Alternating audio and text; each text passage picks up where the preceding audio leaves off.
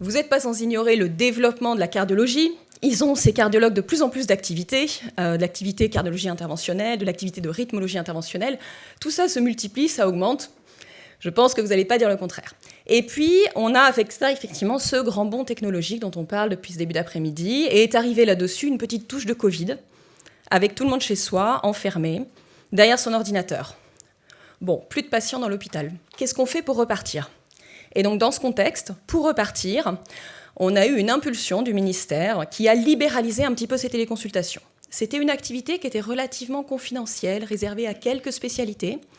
Et en fait, ils ont ouvert les téléconsultations sur le plan réglementaire, sur le plan remboursement, on va le voir, à différentes spécialités, dont l'anesthésie et réanimation. Donc le Covid a servi un peu de déclencheur. Alors, en tant qu'anesthésiste, on s'appuie beaucoup avec la Société française d'anesthésie et réanimation, donc la SFAR, pour, à partir des textes réglementaires, faire des textes spécifiques anesthésie-réa pour essayer d'homogénéiser nos pratiques. Et donc la SFAR a fait des algorithmes avec des tas de documents, de mise en place, les conditions de mise en place, comment ça se déroule, quels patients, etc. Et tout ça, ça nous sert de base pour le mettre en place au quotidien dans nos services. Alors, la téléconsultation, soyez rassurés, ça reste une vraie consultation. C'est-à-dire que vous aurez toujours un docteur en face de vous. Il ne s'agit pas de faire une téléconsultation avec ChatGPT. Okay ? Donc c'est un docteur que vous avez de l'autre côté de l'écran.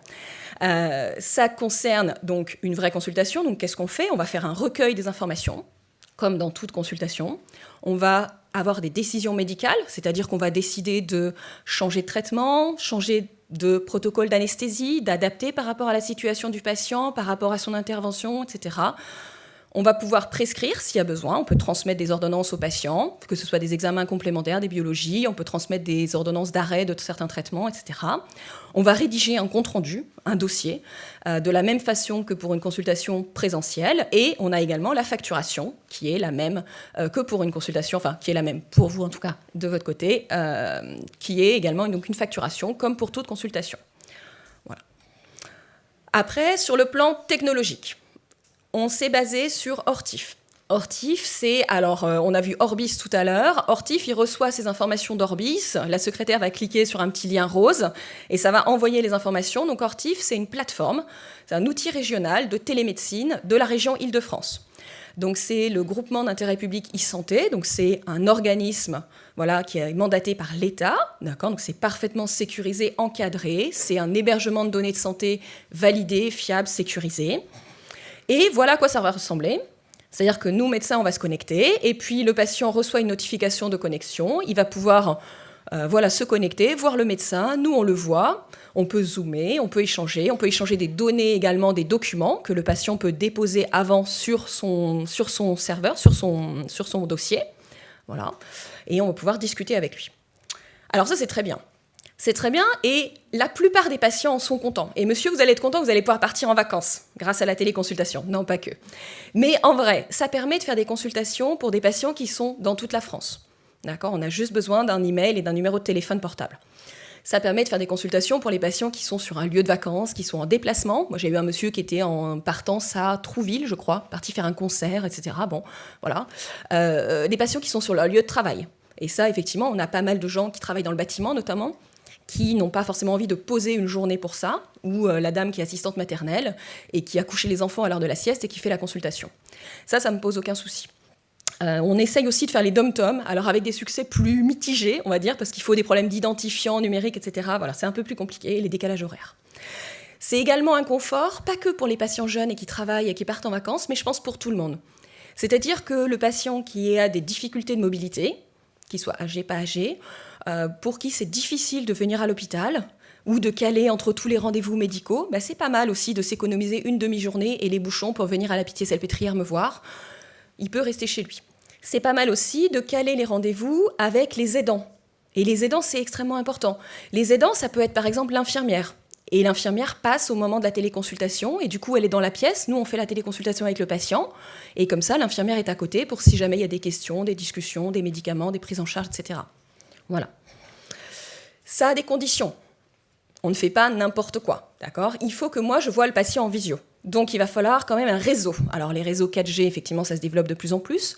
Il y a ce que les patients oublient souvent, et c'est comme ça que les téléconsultations ont des problèmes, c'est qu'il faut faire un test de connexion. Donc si le patient ne vérifie pas, n'a pas une connexion suffisante, c'est compliqué. L'autre écueil, c'est le bruit. C'est le bruit. Il y a 15 jours, j'ai une petite dame qui était au bord de l'autoroute, à la station essence, en train de prendre de l'essence, avec du vent. Eh bien non, je ne l'entends pas et elle ne m'entend pas. D'accord ? Il faut quand même que ça reste une consultation. C'est un temps médical. Donc ça veut dire que moi, médecin, je prends du temps, je m'assois à mon bureau, je suis concentrée pour vous. Ça veut dire que le patient doit aussi ne pas être au supermarché, comme on a déjà vu, à la station essence, etc., mais prendre du temps, se rendre disponible à l'heure de la consultation. Ça vous paraît rigolo, mais nous, ça nous fait moins rire. Alors, on va adapter l'examen clinique.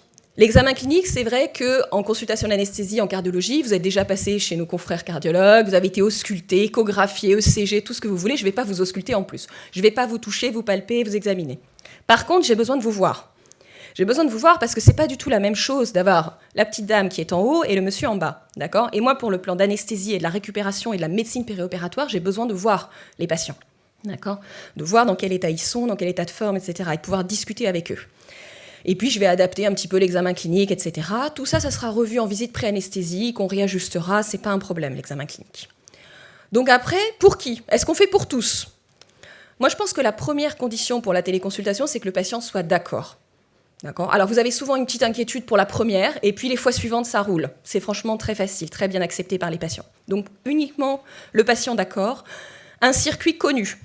C'est-à-dire que si le patient, il a 4 ou 5 rendez-vous calés, différents horaires, etc., et la téléconsultation au milieu de tout ça, et puis qu'en fait, il n'est pas sûr de est-ce qu'il doit faire d'abord l'échographie, ou d'abord la chirurgie, ou d'abord, etc., les examens, voilà, il faut que ce soit un parcours clair. Que le patient, lui, il sache de quoi il va être opéré. Les dossiers de cardiologie, de rythmologie s'y prêtent extrêmement bien parce que tout est assez cadré, des interventions qui sont assez standardisées, informées, etc. Voilà. La chirurgie cardiaque, pour l'instant, on ne la fait pas en téléconsultation parce que ça prend quand même plus de temps, de discussion avec le patient. Il voit les chirurgiens également dans le même temps que l'anesthésiste pour la plupart du temps, pour la plupart des consultations. Voilà, c'est une information plus longue. On essaye de bien se poser dans le bureau, on regarde tout un tas de dossiers, etc. Et on a d'autres intervenants également, l'infirmière de RAC qui peut intervenir lorsqu'il y a une carence martiale, des problèmes de nutrition, de diabéto, etc. Donc on ne fait pas pour l'instant la chirurgie cardiaque CEC. Mais je pense qu'à part ça, voilà, la téléconsultation, c'est un bon technologique qui peut être pour un bénéfice commun. C'est quelque chose qui est bon, je pense, pour la société, puisque ça va économiser des déplacements pour tout le monde, ça va simplifier les trajets, moins de bouchons. Vous passez pas une demi-journée dans les bouchons pour venir nous voir avec de la pollution.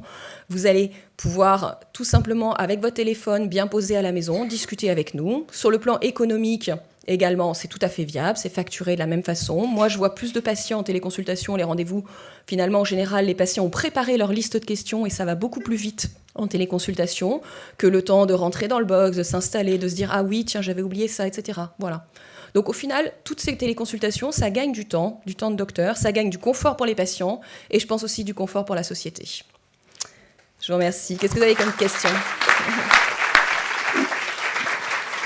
Merci, Aude. Est-ce qu'il y a des questions pour Aude Carillon ? On comprend que tu gagnes du temps. Est-ce que vraiment tous les patients sont physiquement éligibles à la téléconsultation ? Je pense à mes petits patients d'un âge avancé qui vont avoir une fermeture d'auricule gauche, qui ont des troubles cognitifs, qui se déplacent mal et qui n'ont souvent pas de portable. Alors, le pas de portable, ça, effectivement, c'est compliqué. Maintenant, moi, j'ai pas mal de patients aussi qui ont le petit-fils ou le fils, ou etc. Si de toute façon, le patient qui vient me voir dans le box de consultation ne connaît pas son dossier, n'est pas capable de comprendre mes questions, n'est pas capable de répondre à mes questions, qu'il soit derrière la caméra ou qu'il soit derrière le bureau, ça ne va pas changer tellement ma consultation. Je serai limitée de la même façon. Ce qui compte, c'est les aidants. C'est est-ce que ce patient, il est entouré ? Est-ce qu'il a quelqu'un avec lui pour faire la téléconsultation, pour l'aider, pour répondre aux questions ? Un patient qui arrive d'un autre hôpital, qui m'est balancé comme ça dans un petit fauteuil roulant dans le box de consultation, qui ne connaît pas son dossier, il ne sait pas de quoi il va être opéré, et il n'est pas capable de répondre, il n'a pas sa liste de médicaments, on m'a changé mes traitements pendant l'hospitalisation et tout, moi, je ne peux rien faire. Je ne peux pas l'informer correctement, je ne peux pas prévoir de stratégie. Question. Allez-y. Bonjour, je suis très intéressé parce que je ne fais que de la téléconsultation depuis 3 ans. Je l'ai découvert juste avant le Covid, heureusement. Je suis donc à la retraite depuis de nombreuses années. Est-ce que vous avez pensé aux cabines médicalisées ? Moi, je travaille effectivement pour une société dont je tairai le nom, mais qui a des cabines implantées dans de nombreuses pharmacies. on est souvent aidé par les pharmaciens. Alors, vous parliez des personnes très âgées, et j'en vois, qui arrivent généralement avec l'aide ménagère, les petits-enfants, les enfants. Donc, ces cabines sont quand même fort bien médicalisées. On peut prendre la tension, on peut prendre ausculter, on peut prendre le pouls, l'oxymétrie. Voilà, donc on a quand même un confort. Et le patient peut repartir avec un vrai diagnostic. Voilà. Alors moi j'ai pensé aussi que ça pouvait aider éventuellement les urgences, mettre des cabines comme ça. Effectivement, les gens ont un docteur en face d'eux.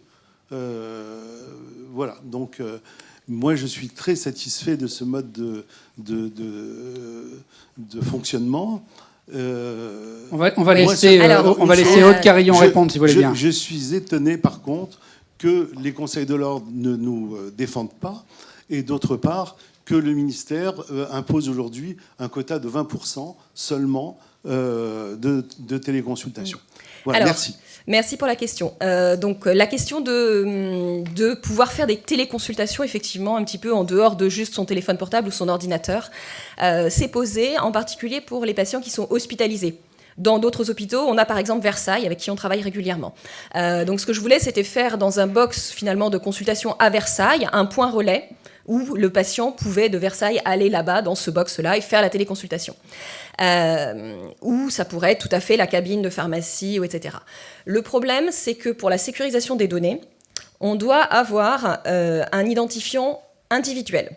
C'est-à-dire que pour Hortif, je dois avoir le mail, l'adresse mail du patient, et je dois avoir le numéro de téléphone du patient. Donc ça veut dire qu'il faut que le patient se connecte via l'ordinateur en question avec son adresse mail, et le lien est sur son adresse mail personnelle ou sur son numéro de téléphone personnel. Donc voilà, et donc c'est ça pour l'instant qui achoppe, c'est qu'il faut que les hôpitaux, et notamment par exemple à la PHP, on n'a pas le droit d'ouvrir un Gmail. Voilà. Donc je ne peux pas mettre un patient devant un hôpital, devant un ordinateur de la PHP qui a une adresse Gmail et qui voudrait ouvrir son Gmail pour trouver le lien de téléconsultation. Voilà. Mais je pense qu'effectivement, à l'avenir, ça se développera.